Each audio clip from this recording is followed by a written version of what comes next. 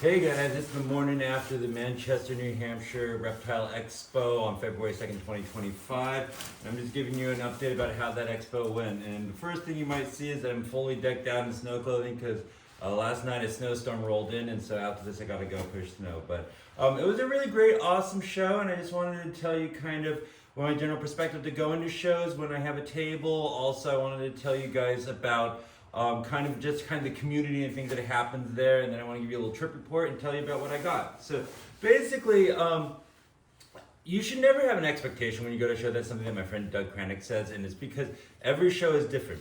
Every locations are different, as well as just every event, every date is different, and that has to do with just because America is a mosaic of different people and different laws, and different vendors come depending on the region, and then also just depending on the season and the day and the date and the way the winds blow. Things might be very different. But yesterday was a really nice show. Big picture, it was the coldest show I have ever vended.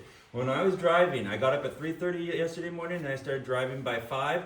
And I saw -9 degrees on the way there. I pre-warned my car. I packed like I was shipping for cold weather in styrofoam igloo containers with heat packs. And that was really important for the safety of the animals because it was so cold. Once I was driving and I was getting the wind chill, it was my heater was going full blast, and it was still probably only low 60s in the car, and my glass was freezing up. So big picture, if you're attending a show, really think about the weather, and I would always encourage you to bring some sort of insulated transport container if there's any chance that you might get an animal, because cold conditions and hot conditions are deadly to animals. I'm just going to go out and say that at every expo, animals probably die in transport, either to the expo or going home from the expo because people weren't prepared with proper climate control. So that's just something I tell you. It was really cold, but it was a nice expo overall. Big picture, I think that the nature of expos has kind of become a little more spread out and maybe a little more lightly attended from relative to the most recent history, which would be like pre-COVID.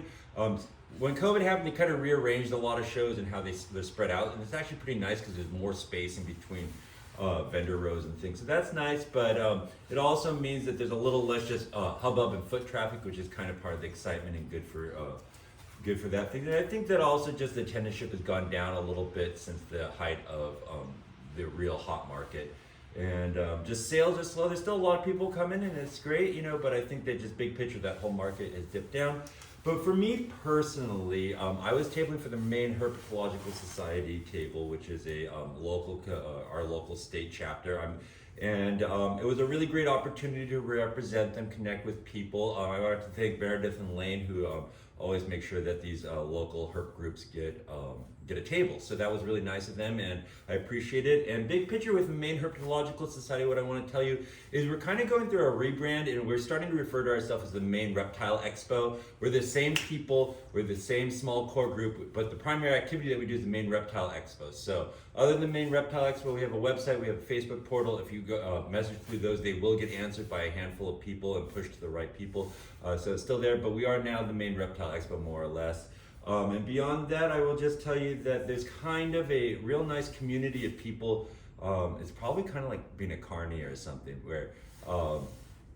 where you see these people at little intervals. You kind of like, they go off in their own world, and boom, you connect, and boom, you connect, and boom, you connect. And so it's really nice to see those people. I met some friends again. On the sad news, I was sad to hear of Norm Blyce's passing from Raymond Nelson. He was a very active member in the New England area, known for a lot of people, so that was really sad. And also just seeing his unexpected, premature passing it really just was kind of interesting to see how reptiles and the reptile community fit into the context of his life, and it just really impressed upon me how important reptiles are beyond just what we do in our home. Because it's an isolating hobby in a lot of ways, but it's also a community building hobby in a lot of ways. So sorry to hear about that. Beyond that, what I was able to do and accomplish my mission, which is always my biggest mission, which is to talk reptiles. I really love talking reptiles. It's kind of the same motivation I have for this channel. And also, when I produce reptiles, I want to get them into the hands of really interested hobby keepers, and that's what I was able to do. I brought 3 true red-tailed boas yesterday. I pre-sold one to my friend Curtis, so congratulations, Curtis, you got a really nice one. And then I brought 2 more, and I put them on the table. And the challenge with locality boas isn't the ones I have is not like convincing somebody to buy it, and it's not like convincing somebody that the health or anything, because when you see them in person, you know that that's true. The challenge with locality boas is that they're just much more of a niche than like ball pythons, and so my challenge at an expo is getting the right person to stop at my table and see it, and if the right person does, they always buy it. That's just been my experience. But the first one sold, it was this guy who was walking past, and he just did almost a record scratch. Backed up, looked at the container, picked it up, and he looked and he said, this is like the one that I had for 22 years that died. And so we talked for a while, and it was just very clear that he'd found his next 22-year friend. So that was cool, and he went home with it. And then I also put the second animal into the hands of a really conscientious, interested female keeper's hands, who she was just really cool. She saw it when she first came, she handled it, she could tell she was in love with it. She did the right thing. She took her cooling off lap around the expo to say, make sure it wasn't an impulse buy.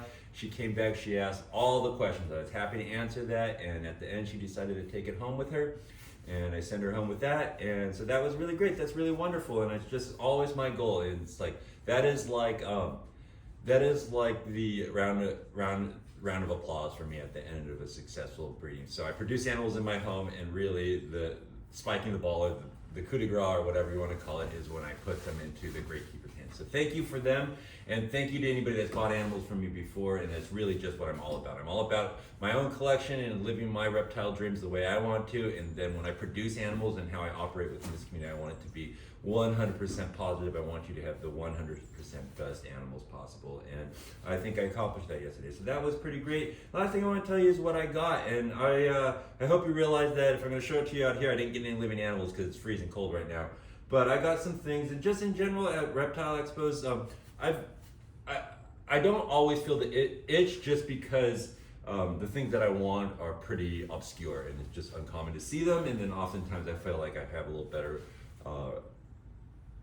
Not to say I won't buy something from the expo, it's just rare for me. Maybe 20% of expos I see something that I would even possibly want, and then maybe 5% of it, or 10% of expos it's something where it's the right context, where I have the money, I have the space to be responsibly getting, and I have the ability to quarantine. I didn't have any of that right now, so I'll just tell you what I got. First thing I got is I got these really cool stickers.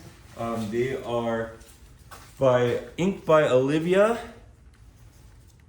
It says, "I don't believe in humans." It's got an alien scratching, and it's got an alien in a bathtub. And she's just a cool young woman who does a lot of these original like drawings and prints and things like that. She's vended a lot of shows. I've known her for quite a while. Every once in a while I get something from her. She's super cool. The other thing that I got is I got a New England Herpetological Society t-shirt. This is probably the largest herp society in the New England region.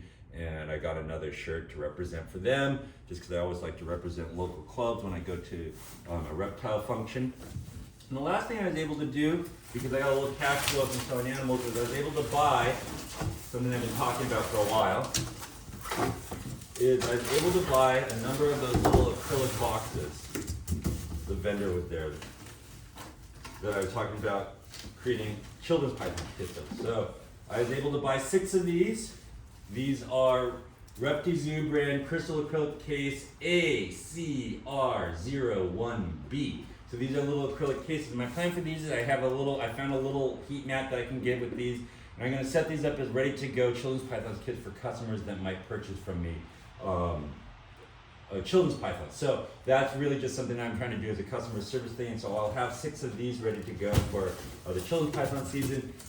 These I buy through Reptile Deli. They are a local vendor at these shows, and they also have an online website. And I will just tell you that if you see these and you want these, I'm not selling these. I'm holding on to these for people to buy with reptiles that I'm buying. It's a little service. I found that the ready to go kits for the really small animals probably will help them and help me.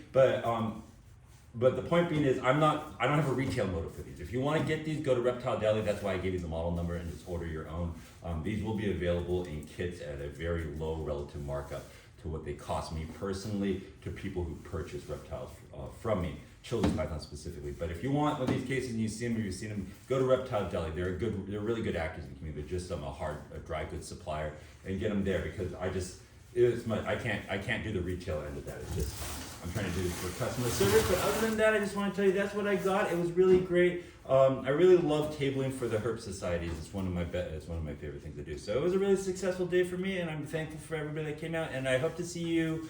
The next event's on March 30th in Manchester, and I think I'm going to be there unless something comes up. But I just want to say that. Thanks so much. Take care. Bye bye.